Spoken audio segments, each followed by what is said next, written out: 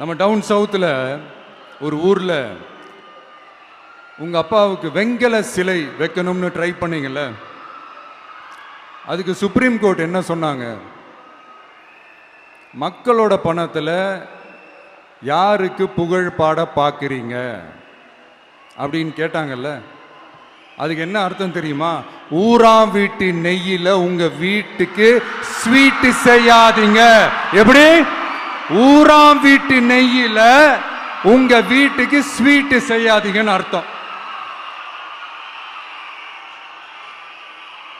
மக்களோட ஒரு அடிப்படை வாழ்வாதாரத்துக்கு ஏதாவது பிரச்சனைக்குன்னு கேட்டா நிதி சுமைன்னு சொல்றீங்க. சிலை வைக்கிறதுக்கு மட்டும் எங்கிருந்து சார் காசு வருது?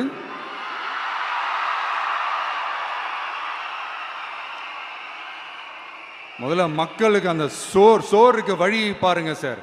செலவு வைக்கிறத பத்திலாம் அப்புறமா யோசிக்கலாம். கேஸ் சிலிண்டருக்கு மானியமா 100 ரூபாய் தரேன்னு சொன்னீங்களே, என்னாச்சு? கரும்புக்கு ஆதார விலையா 4000 ரூபாய் தரேன்னு சொன்னீங்களே, என்னாச்சு?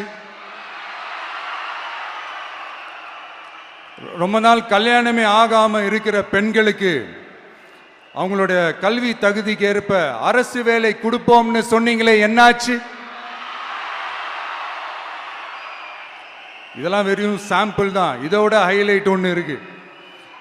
மாநில அரசால முடியவே முடியாதுன்னு தெரிஞ்சுக்கிட்டோம், நாங்க வந்தா நீட்டை ஒழிப்போம்.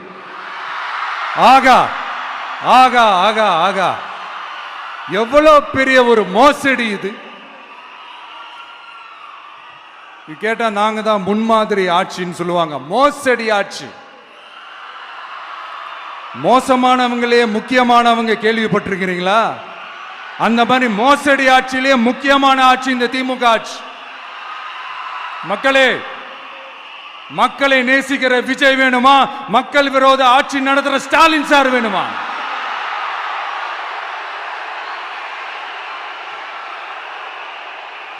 இந்த விஜய் நம்புறீங்களா, ஸ்டாலின் சார் நம்புறீங்களா?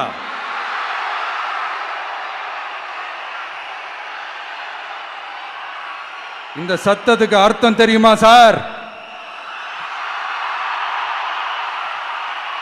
ஸ்டாலின் தொடரட்டும் அப்படின்னு அர்த்தம் கிடையாது.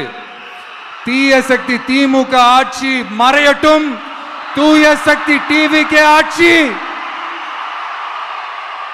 வரட்டும். நானும் உதிக்கட்டும்னு சொல்லாம்னு நினைச்சேன், பார்த்தா அதை வேற திருச்சி பேச ஆரம்பிச்சிருவாங்க.